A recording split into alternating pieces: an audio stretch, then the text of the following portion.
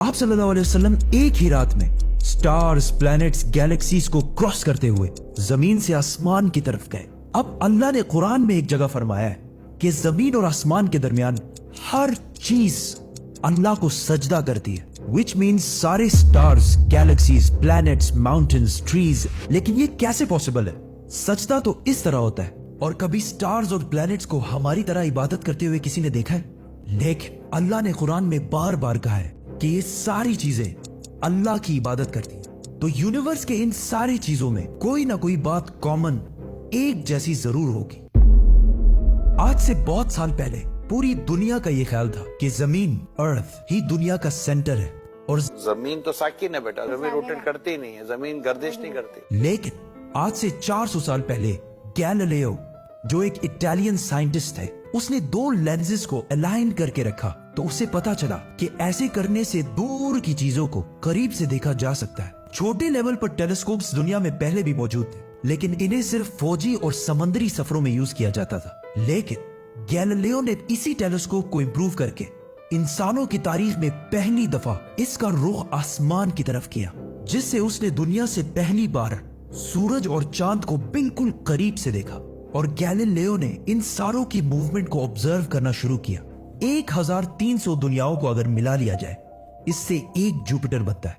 Galileo ने देखा कि ये भी बाकी प्लैनेट्स की तरह गोल है, लेकिन जुपिटर के ऊपर जो लाइट है वो महीने के डिफरेंट दिनों में बिल्कुल बदल रही है।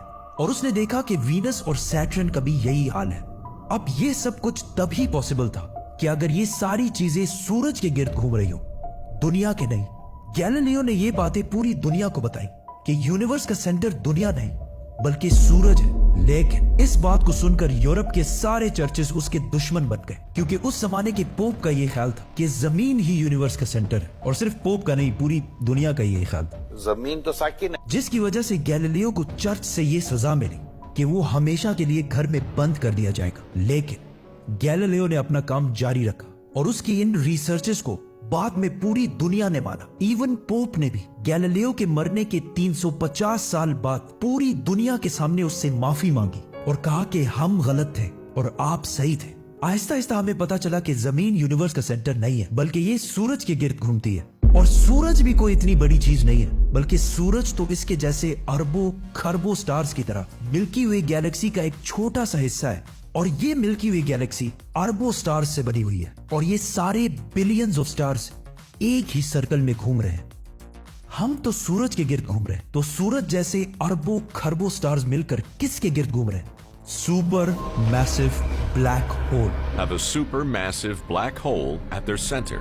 इस ब्लैक होल ने, जो हमारे सूरज से 40लाख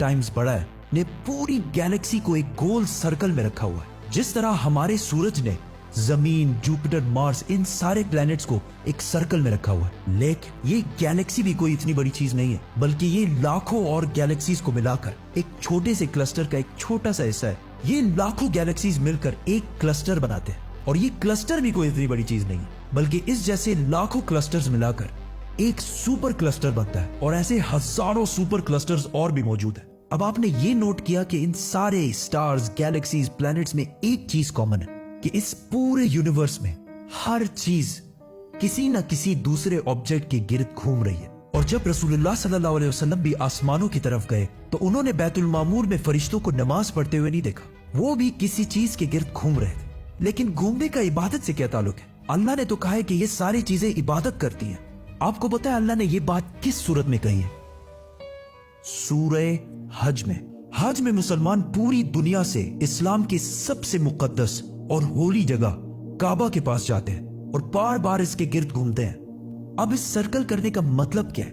जब मुसलमान काबा के गिर्द घूमता है तो वो उस वक्त अकेला नहीं घूम रहा होता, बल्कि चांद, प्लैनेट, स्टार्स, गैलेक्सीज, क्लस्टर्स सारों के साथ एक ही इबादत में शामिल हो जाता है। तो ये सारी चीजें हमारी तरह इबादत नहीं करती, बल्कि हम मक्का जाकर इनकी तरह इबादत करते हैं। लेकिन इस आयत में तो लिखा है कि ये सारी चीजें अल्लाह को सजदा करती हैं। सजदा का मतलब सिर्फ हमारे वाला सजदा नहीं है, बल्कि अल्लाह के निजाम के मुताबिक चलने को भी सजदा कह सकते हैं। लेकिन अल्लाह ने इस आयत में सिर्फ स्टार्स, गैलेक्सीज और प्लैनेट्स का नहीं कहा, बल्कि हर चीज, पहाड़, दरख्त, जानवर, सब का कहा है।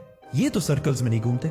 आज से हजारों साल पहले एंशिएंट ग्रीस में ये कॉन्सेप्ट बना कि कायनात की हर चीज एक बहुत ही छोटे पार्टिकल, एटम से बनी हुई है, जिसको फिर 2000 साल तक पूरी दुनिया भूल गई। लेकिन आज से 200 साल पहले इस कॉन्सेप्ट पर रिसर्च दोबारा शुरू हुई और साइंसदानों की रिसर्च से पता चला कि एटम सबसे छोटा पार्टिकल नहीं है, बल्कि इसके अंदर और भी पार्टिकल्स हैं, जैसे प्रोटॉन्स, न्यूट्रॉन्स, इलेक्ट्रॉन्स। प्रोटॉन्स और न्यूट्रॉन्स हमेशा एटम के सेंटर में होते हैं और इलेक्ट्रॉन्स हमेशा इनके गिर्द घूम रहे होते हैं, ऑलमोस्ट बिल्कुल उसी तरह जिस तरह प्लैनेट सूरज के गिर्द घूमते हैं और स्टार्स ब्लैक होल के गिर्द घूमते हैं। जिसका मतलब है कि कायनात की हर चीज चाहते या ना चाहते हुए किसी ना किसी चीज का तवाफ कर रही है। और जब कोई मुसलमान काबा का तवाफ करने जाता है तो वो कायनात की हर छोटी से छोटी चीज, जैसे एटम के अंदर इलेक्ट्रॉन से लेकर कायनात के सबसे बड़े ऑब्जेक्ट्स, प्लैनेट्स, स्टार्स, गैलेक्सीज और इवन बैतुल मामूर में फरिश्तों के साथ एक ही इबादत में शामिल हो जाते हैं। हो सकता है इसीलिए इस्लाम में तवाफ करना सबसे बड़ी इबादत है। तो जब सूरह हज में अल्लाह ने फरमाया कि ये सारी चीजें मेरी इबादत करती हैं, तो ये हमारी तरह इबादत नहीं करती, बल्कि हम मक्का में काबा का तवाफ करके इनकी तरह अल्लाह की इबादत करते हैं। लेकिन इन सारी चीजों का तवाफ करने का एक फिक्स टाइम है, और जैसे ही ये टाइम पूरा होगा तब हर शख्स मालूम कर लेगा कि वो क्या लेकर आया है।